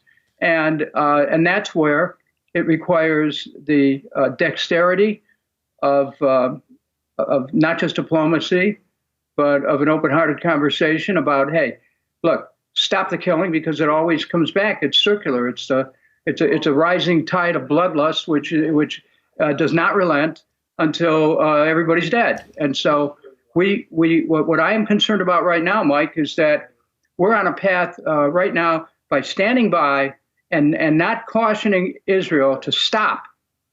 We are on a path which will inevitably entrain the United States into conflict in South Lebanon, because that's part of the Greater Israel Plan, which Netanyahu and the ultra-nationalist members of Likud are about. They want the Greater Israel, which is not just West Bank and Gaza, depopulate those areas of everyone who isn't Jewish, depopulate the areas in southern Lebanon. They're already dropping leaflets telling people to get out, and to create this dream. It's a dream that some have of a Greater Israel. However, in pursuit of that, the danger is that they spark a major war with Hezbollah in Lebanon, and then the potential of Iran getting involved, and then China, and then Russia. Hey, right. There are some people who believe that Jesus is coming again soon on the plain of Megiddo. I think it's very important for Christians to stay as close as we can to Jesus. But I think that we kind of are able to work out our own fate as far as when those end days are. And I'm not looking at a clock, but I'm not in a hurry to create them. Okay. Well, that's a really critical point, and I can speak to that because many members of my audience are Christians. And I've heard something a little frightening from some of them, and I've received a little bit of pushback. But there seems to be among certain people, not the majority, but some Christians, this idea of accelerationism, which is to try to accelerate the end times events almost, and this sounds really twisted, but I'm going to say it, almost in a sense of there has to be a certain amount of blood spilled in order to summon the return of Christ. And I'm thinking that's not the Christ that I know. I mean, I'm not into bloodshed to accelerate end times events. I think that Christ taught peace, and that if we are living in the teachings of Christ, then we must practice peace with each other. And that includes peace with those who may be of different faiths as well. And that's where I've received quite a bit of pushback on that point right now. And I'm wondering, do they know a different Christ than what I know? Because my God is a God of peace. How about you? Well, as a Christian, someone who studied in the Catholic faith, who understand Pax Vobiscum, peace be with you, peace be with you, shalom, peace, salam alaikum, peace be unto you. I mean, all of those recitations speak to not just an invocation of peace, an exhortation of peace, but they also speak to almost a vibration, a unified field that we try to create every day in peace in our lives. Yes. Now, my own study of Christ and the Bible, and I certainly am familiar with Revelations, is that, since we do have free will, we have the ability to make choices about what happens in our lives. And while I'm someone who respects people's religious beliefs deeply, because there's so many paths to the divine, we have to be careful, I think, about subscribing to a certain narrative that accelerates the end of this physical world, which is the place where we're supposed to work out our fate, our spiritual journey. This is where we do it. Here, we're located. And so I think if we're all made in God's image and likeness, and I believe we are, if this world is sacred because God made it, and I believe He did, and it is, then we should take better care of God's creation. And that my personal belief is that while there's differences with languages and races, colors, creeds, it's like a ray of light representing human unity going through a prism, and it divides, it fractionates, but it's still part of a ray of divine light, the creation of God, what God created, and that we ought to respect that, and we ought to be humble about being amidst God's creation and reflected in so many different types of people and places, and it's all a reflection of something universal. And that I see it, we're all one. We're interconnected. We're interdependent in a way that we have never been as human beings. Absolutely. Yeah. Completely agree. What do we gain? See, I'm so glad you're taking this conversation in that direction, because I've been asked by people, do you have faith? And sometimes I answer, I don't even need, yes, I have faith, but I don't need it to be just faith, because I have evidence of God's existence every day, all around us, in people, in biology, in the plants, in the forests, in the miracles of the molecules that are synthesized by plants, molecules that can help prevent disease, for example, health and nutrition. These are miracles occurring every day all around us. I don't have to be a, quote, believer when I'm seeing yes, I'm a believer, but I'm seeing it all the time. And yet, how can people be so blind to think that we are separate from them? There's that other tribe over there, and we have to exterminate that tribe. They're not human. They're not children of God. We have to eliminate them. We have to carpet bomb them. I don't understand where that can come from. And it is astonishing to me and highly disturbing that I'm seeing so much invocation of hatred right now in this time, when there's a desperate need for us to come together and learn to live together on this relatively small planet, by the way. What are your thoughts to that? Well, first of all, your recitation of the presence of the divine in everyday life, it reminds me of a song I heard when I was a child called "I Believe," that some of your listeners or viewers will remember the words. It's every time I hear a newborn baby cry, or touch a leaf, or see the sky, then I know why I believe. And I think that the belief that we have in the divine connects us not only to God, but to each other. And the ideal of human unity, that we are all one. Look at the human genome theory. Think about this. Yes, Mike. Exactly. We are all 99.9% made of the same stuff. Yep.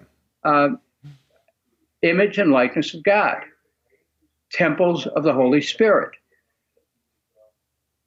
What a privilege it is to be here on this planet, but at the same time, what a responsibility we have to follow God's commandments, which chief of which is "Thou shalt not kill," and to remember the teachings of Matthew and others about whatever whatsoever you would have anyone do to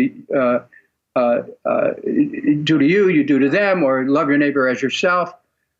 These are all principles that many of us try to live by.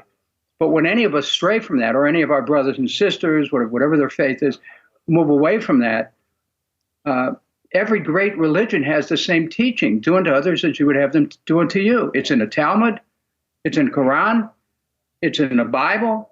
we need, and other religions, we need to call upon the spiritual guidance at a time when we can't figure out politically. Our limited minds can't figure out how do we work this out diplomatically. Go back to spiritual principles. That's why we have spiritual principles. Yes. Those are the guides that give us some direction in times of crisis, particularly in times of crisis. And yet we're not doing that. Matter of fact, what's happening is spiritual principles are now being used to justify slaughter, and that is twisted. And we have to be very careful about what our representations are, about what our connection is to the divine. That's right.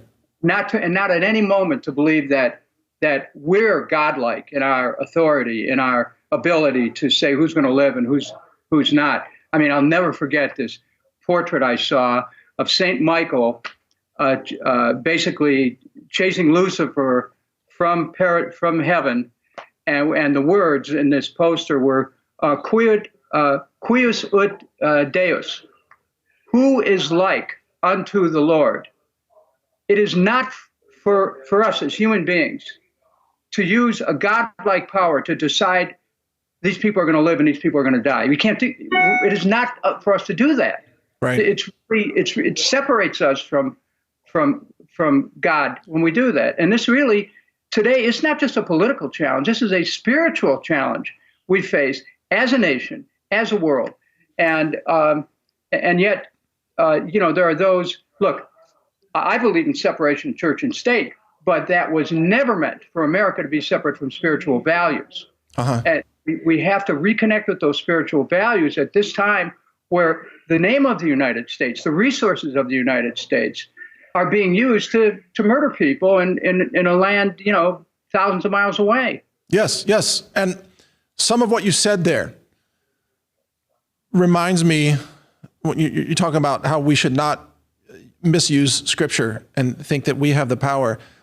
I would say, in my opinion, I'm seeing Netanyahu as someone who is misusing Scripture and misusing the resources of his country. Now, I know you're not one to sharply criticize other leaders of nations, but I would like your opinion. I am one to sharply criticize sometimes, and I've called for an international criminal court investigation and war crimes charges to be brought against Netanyahu and Gallant and others in the IDF. And I would also add that I believe most Israelis do not support Netanyahu. That was clear in the last election. And so I'm not condemning the people of Israel or Jews or Judaism. Rather, I'm saying that Netanyahu has misused the power that he seized a hold of and is misusing that. But again, I'm not going to put words in your mouth. What would you say about Netanyahu right now? I've met him on a couple occasions. First time more than 2 decades ago. He's a very wily politician. He certainly is skilled in politics, and he's a survivor. Look at where he's at right now. In the last election, he was faced with a potential ouster. What did he do? He put together a coalition, but this time he had to put together a coalition with a minority of the Likud that were described as ultranationalists. Some of their adherents. You had Ben Gvir, Smotrich, and they represented a faction which believed in Greater Israel, which believed in reconstructing the temple on where Al-Aqsa is right now in Jerusalem. They believed that the Palestinians should not be on the land, just push them out by any means. So he made book with them. Why did he do that? Because he had to stay in power because he was under criminal investigation. And he's really staying in power to stay out of prison. He is a smart politician, but sometimes he's too clever by half because he's locked himself into this situation where his very survival depends on prosecuting a war while he didn't have that kind of support that you spoke of, you're right, of the Israeli voters, he does now. The Israelis, by and large, support what the government is doing in Gaza and the West Bank. It just is, like it or not, this is everything that I'm hearing from my friends who are in the region. So where does it lead? He needs to find a way to extricate himself and his country from this. And the United States must help. The United States cannot stand by and continue to see this massacre occur with our resources, with the money that we've put in. Since the founding of Israel, we put in $158 billion into the country, most of it military expenses.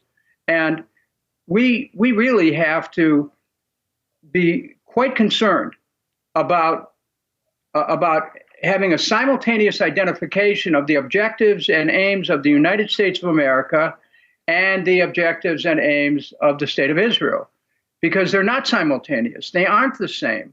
We cannot permit the direction of the United States to be determined by any other government anywhere in the world.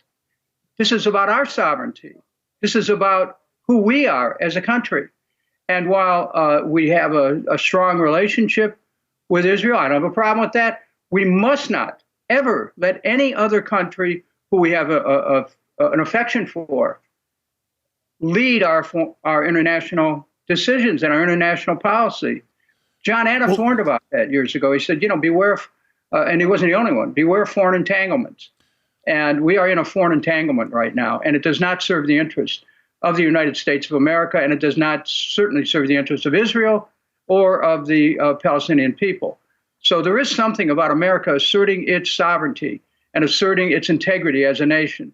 But we've lost that capacity for some reason, and it's time for Americans to start asking some hard questions about what are we about? Are we just going to get hijacked and have our power and our strength and our young men and women spill their blood in the Middle East because of some crazy political situation that results because of somebody being on the verge of indictment? Well, I think, please. Just responding to that, I think one of the best demonstrations of this twisted policy, where American lawmakers, they tend to put Israel first and America last. One of the best demonstrations is that we rushed the U.S. Navy to the Mediterranean Sea, to the region there to defend Israel's borders, but there's no defense of our borders, not even a rational immigration policy, which, as you may know, I support rational immigration. I'm married to an immigrant, and I understand that immigrants bring many wonderful properties and contributions to this nation. And in many ways, they actually value America more than Americans do in many cases. So I'm a proponent of rational immigration, but not wide open borders where everybody goes through. So why do you suppose, in your view, why do we rush to the defense of Israel or rush to the defense of Ukraine also? But let me just, with respect to both, there's three different things you're asking about. One is Israel with respect to Hamas. Another one is Ukraine with respect to Russia, and the third is our southern border in Mexico. Let me address those individually. First of all, with respect to Russia, one must be aware of the United States State Department and its ambitions, long-standing ambitions to compete militarily with Russia. The Orange Revolutions were all about putting Russia on the back foot. The United States drew Russia in by attacking, by licensing the new Ukrainian government to attack eastern Ukraine and the Donbass. Yes. They knew what they were doing. There's just no question about it. And Russia moved to defend that area, and that then was interpreted as Russia's attack on Ukraine. I oppose the whole enterprise. We started off this discussion talking about the hundreds of thousands of young men and women who have been wiped out in battles there, Ukrainian and Russian. That did not have to happen. Right. That was a call that was made by the machinations of a State Department that was misguided and a misperception of power. The idea that somehow we're going to assert our primacy in that region. It ended up blowing up in America's face. The cost of energy went up here. Russia's economy wasn't damaged. Everything they thought they were going to do to hurt Russia never happened.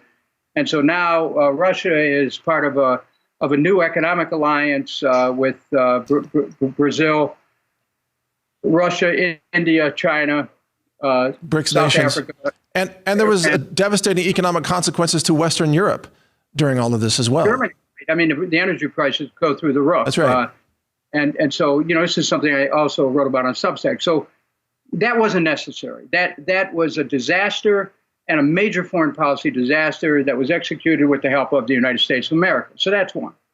Okay, now let's go to what's happening with Israel.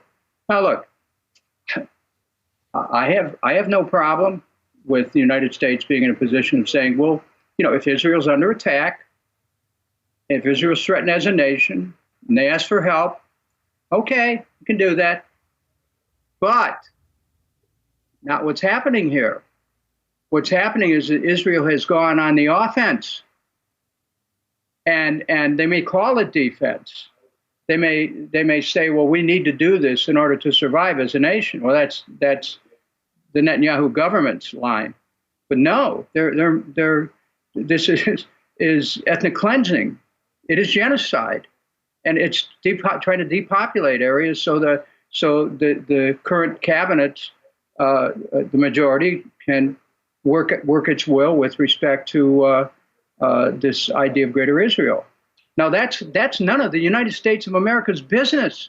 We must not be involved in those kinds of things, yet we are, and we're getting dragged along, and we could end up getting dragged into World War III unless we assert our own sovereignty and our separation. Now, going to the border, the southern border. If you don't have borders, you don't have a country. Hello? Why is it difficult for the United States of America to understand the need to have borders and the need to regularize the entry of people into the country? And the fact that the borders were essentially deconstructed and anybody could come in, and we know that some of the people come in represent criminal gangs, and we know that people are trying to come to America in search of a better life. They're migrants now all over the country and in big cities just trying to find a way to survive. It's a horrific situation. But if we were very clear about having a border and a closed border, we wouldn't be in this situation. Again, if you don't have borders, you don't have a country. And we have lost the plot on that. And we need to reestablish our borders, make them secure, and provide a means for people who want to immigrate to the United States to be able to do so. And so that's what I stand for. And you have to keep in mind that a number of the wars that we potentiated around the world created mass migrations of people. Good point. Really important point. This is all intertwined. I mean, we are creating human refugees. We are causing economic destitution in many areas. We are causing so many problems that then come back to us. For example, look what happened with the Nord Stream pipeline, and then look at the blowback on Germany's economy. Look, when we cut off Russia from the SWIFT system, what happens then? We can't trade with Russia. So Russia actually ends up investing in its own domestic economy rather than offshoring money, and Russia becomes very strong in terms of industrial output, while the West is hurt by the lack of fertilizer and aluminum and other things and energy coming out of Russia. I mean, it's like, I agree with what you said about the State Department earlier, and these are my words, not yours, but I would describe our current State Department leaders as incompetent, ignorant. They have no understanding of history. They are power hungry. there's a level of psychosis, I think, probably involved. Again, that's my opinion, but they don't know anything about what they're doing at this point. But they have nuclear weapons and a United States Navy and cruise missiles and these kinds of things. It's a very dangerous recipe, and I think we're seeing some of the results of that. What are your comments? Well, certainly elections have consequences, and the people who come into office with a president can have a major impact on world affairs. If my concern has always been that the United States ought to be a beacon of light for the world, that we cannot be telling people all around the world it's my way or the highway. It's not a way to conduct business. Yet there are people who, when they get the power of an office, they think it's their power. It's not. It's the power of the people. But they assume it to be theirs. Again, that assumption of a godlike power to be able to direct events here and there. No, it's not for them to do that. The United States' role in the world can be and should be beneficent. Now, can we compete economically? We need to, absolutely. I mean, this is one of the reasons why I opposed all these trade agreements that let our industrial base start to be dismantled. Yes. And yet, and I believe in economic competition, but military competition, what's that about? That's where we started this discussion at the beginning of the show about these interest groups who come in and they use the soul of our nation to distort what America stands for abroad. And so we're all about military might. Well, yeah, we need the ability to defend our country. I don't think there's any American out there who would fail to defend America if we were under attack. But again, we go on the attack in these other countries with massive military power that nobody can match. Does anyone think that there aren't consequences for that? Right. That there's not something that happens to us as a result of hurting other people? We're never going to get over this Iraq war that we visited upon the people of Iraq, over 1 million dead Iraqis as a result of lies that we were told about weapons of mass destruction, right, and how they're going to attack us. Now, I have, with 16 years in Congress, Mike, I met a lot of the people who are these decision makers.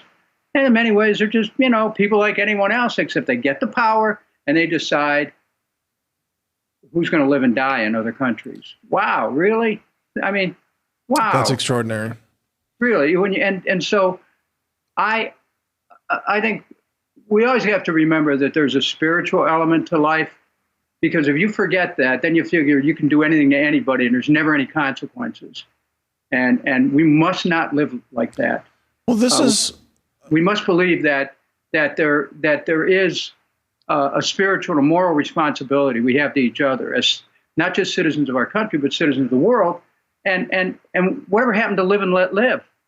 I know, but you're describing properties of people who have wisdom and maturity, and to see in others reflections of themselves and their own joys and dreams and desire for a safe family and opportunities for their children, and yet we don't see that kind of policy among many of our leaders. And again, it crosses both political parties. But I want to ask you this related to that. Are you surprised at the backlash that we're seeing recently by young Democrats?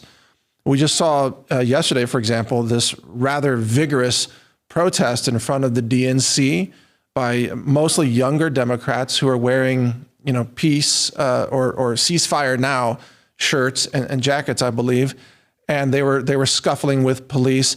And there's quite a strong demographic, or I should say age divide, between those even in the Democrat Party who, on the older side, they tend to support this current war or supporting Israel in attacking Gaza, whereas the younger Democrats absolutely are strongly opposed to it. Are you surprised by this fracturing right now? I think we need to reach out to the young people to let them know that the world that they've inherited is not the one that has to be this way. To let them know that we're not here to be in a vale of tears. We're not here to have destruction all around.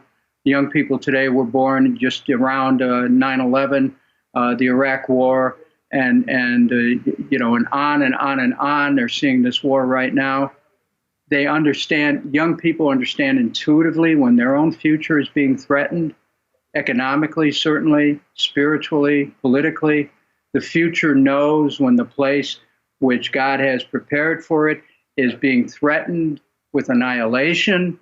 So the voices of the young people are those voices that are calling to us from a future that has not yet been realized, asking us to create a world of peace where they may live out their lives and their destiny and their loves. And we have an obligation to listen to the young people, to what they're telling us about our country, about our policies, and to listen deeply and to be guided by that voice calling to us, not just from the present, but from the future, about the country that needs to become more than it is right now, more than just a military juggernaut, more than just a heavy fist that can be put on a table anywhere in the world, more than just an assertion of some kind of omnipotent power, but that has a conscience, a moral compass, a care about its own people, a care about its own children. And when you love your own children and you love the children of the United States, you must also love the children of Israel, the children of the Palestinians, and the children all over the world. But that's not what we're seeing right now. Right. Well stated. I want to give out your web address again for your petition. It's act.kucinich.com. And that's right, act.kucinich, KUCINICH.com. And this petition, by the way, is to gather a momentum for peace, for making a statement that this is who we are, this is what we stand for, that we don't have to accept this condition of endless war. Well, this is Mike. Mike, we have to break this thinking that says that war is inevitable. Peace is inevitable if we can find it in our own hearts, our own spirit and soul, to be able to take that the benediction of Christ himself, who said, "My peace I give you, my peace I leave unto you," and we need to grasp the deeper meaning of that, and to try to live our lives peacefully in this country, but also to have our relations with other countries be guided by those principles. Doesn't mean we're going to be walked on as a nation. I wouldn't hesitate to defend the United States of America if called upon to do so, but we must never misuse that power. And right now, the power of the United States of America is being misused. I completely agree with you, but in the few minutes we have left, and thank you for your time today so far, we're going to wrap this up shortly, but there's a real danger of a miscalculation of America's power. And I think you would agree with that general statement, but let me ask specifically, I think many current leaders of the Pentagon and the State Department still think we're living in 1991. They still think that, in fact, you hear a lot of the same rhetoric right now. You know, if we don't kill them there, then we'll have to fight them at home. And the U.S. military might is the most powerful in the world. But since that's true in many ways, but since then, Iran in particular is populated by many very, very capable scientists and engineers and mathematicians who have built very capable ballistic missile delivery systems. Russia in particular has very advanced hypersonic missile systems that the U.S. military does not possess. In fact, U.S. testing on that was canceled recently. We just don't have that capability. Russia has the most advanced anti-air defense systems. And even Hezbollah, regardless of what our viewers might think of Hezbollah's politics, as a military force, they have anti-ship missiles, for example, and they have hundreds of thousands of rockets that can threaten Israel, and many of them are guided. So we're not living in 1991. We're not just fighting goat herders with AK-47s. If this escalates, we would be facing some very, very capable foes. Do you think is it possible that the U.S. State Department and the Pentagon have miscalculated their proficiency in eliminating all threats that they would target in the Middle East? The State Department, yes. The Pentagon, no. There are generals who clearly understand that we're not in a position to start moving troops over to the Middle East. They know that. America, and we will always have to be cautioned about fighting wars on too many fronts, particularly if they're not our wars. But Iran, you mentioned, mathematics, science. I mean, the Persian culture was very steeped in science and math, and we sit back and think that, well, we could destroy anybody. Iraq has for 40 years been preparing a defense against being attacked. We cannot. The worst thing when you have great power, military power, is to have a sense of arrogance about its use. And the people in the State Department, most of whom have never ever had to put themselves on the line or had anybody, they hadn't had to go into battle themselves. They're kind of the armchair generals. They really shouldn't have a say in directing our military assets. The Pentagon, yes, there are people who in the Pentagon who are gung-ho for wars. My dad was a Marine. He was not gung-ho for war. He was gung-ho for defending America. And we are being injudicious in our use of power. And we have to call on those generals who do know better to step forward and to be heard. There are people in the State Department, by the way, who are contesting publicly the direction that Mr. Blinken and others have taken in the Biden administration. That's right. We're seeing a lot of internal backlash right now, leaked memos and such. I can tell you there are people in the Pentagon who are saying, whoa, wait, we're not ready to do this. China has the biggest Navy in the world right now. They have the biggest Coast Guard. China has a supply of intercontinental ballistic missiles. Russia, many more than we have. What is this about? Where does this end? What is this impulse that some people have to try to march us directly into World War III? I'm saying, hey, wait a minute. If people want to commit suicide, see a counselor or something, but don't drag the rest of us into that. Yes. Don't drag us into it. And so, I love this country. There's so much more we can do for our own people with our resources. There's so much more we can do to help people around the world. But I have to tell you, all that begins at home. Charity begins at home. We ought to start taking care of our own. We got people sleeping in the streets who are not from other countries or from America. We got people who don't have decent homes, who can't afford the rent, who can't afford their food, who can't afford fuel, who can't afford health care. And so shouldn't we kind of go back to that idea of the shining city on a hill, who we can be as a nation, be the model for other nations, instead of just saying, well, if you don't agree with us, we're going to wipe you out. Yeah, right. That's not foreign policy. I mean, it shouldn't be, but sadly it is among the State Department.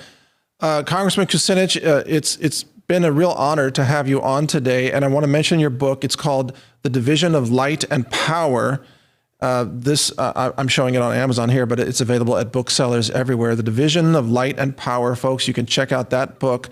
And Congressman, I just want to say I'm really honored by your courage to speak these words that you've shared with us today, and for you taking a stand on peace, for peace. And it really gives me hope. It really does. I mean, your voice, I've listened to many of your interviews the last few days, it's given me a sense of refuge for humanity, because it's very easy. I have been so disillusioned with so many people that I once thought might have hope or be leaders, and I've been very disappointed. But your words give me hope once again, and I mean that. So thank you for joining me today. Mike, back at you. Thank you for this conversation. Time went very fast, but I hope that down the road that we can do it again. Thank you so much. I'd love to do that again. Thank you as well. Thanks. And folks, the website is act.kucinich.com. If you want to join the petition, go ahead and sign up there, enter your name and email address, and you'll be kept in touch about the plans to call for peace from Congressman and author Kucinich. And again, we thank him for his time with us today. And thank you for joining me here on Brighteon.com. Again, uncensored speech. This conversation probably could not happen on a lot of other platforms, but it does happen right here on Brighteon. And I hope you know, and I hope you agree with me, that We stand for humanity with humanity. We are pro-human. We're on team humanity. And we're not on one tribe, one political side or the other. We think for ourselves and we defend humanity every chance we get. So thank you for joining me today. God bless you all. Take care. If you'd like to support your own health and longevity while also supporting this platform, check out the products we have back in stock now at healthrangerstore.com. We've got super anthocyanins, which is it's an incredible combination of aronia berries, and it's got blueberries. And you know how the dark purple pigments in plants, these have special properties, and that they're called anthocyanins. And you can find them in things like purple carrots or eggplant or purple corn. Well, we've captured those anthocyanins and put them in this format. It's a delicious way to add these very potent nutrients to any smoothie or recipe. And yes, they're very, very purple. So that's available now at healthrangerstore.com. We also have Greens Plus Superfood. You see on top there, that contains spirulina and various organic grass juices as well, of course, all in powdered form. If you want to add greens to your diet in a convenient format, this is an easy way to do it. It goes into smoothies. You could use it in some recipes as well, but I think smoothies are the easier place to use it. As with all the products that we offer at healthrangerstore.com, these are also subjected to our rigorous laboratory testing, which includes heavy metals testing, lead, cadmium, mercury, and arsenic. And it also includes E. coli and salmonella testing. That's in our microbiology lab, as well as glyphosate testing. That's on our triple quad mass spec that does herbicide analysis. And of course, soon we're adding dioxin testing to this as well. So you can trust that these are clean, laboratory tested, certified organic products that are honestly labeled and honestly priced while offering tremendous nutritional value that can help support and enhance your good health. At the same time, you're benefiting this platform and keeping us on the air so we can continue to bring you uncensored interviews, podcasts, and content that helps enrich and enhance the lives of millions of people all over the world. Thank you for your support. I'm Mike Adams, the founder of healthrangerstore.com. A global reset is coming, and that's why I've recorded a new 9-hour audiobook. It's called The Global Reset Survival Guide. You can download it for free by subscribing to the naturalnews.com email newsletter, which is also free. I'll describe how the monetary system fails. I also cover emergency medicine and first aid and what to buy to help you avoid infections. So download this guide. It's free. It's my gift to you simply because I want like-minded people to survive.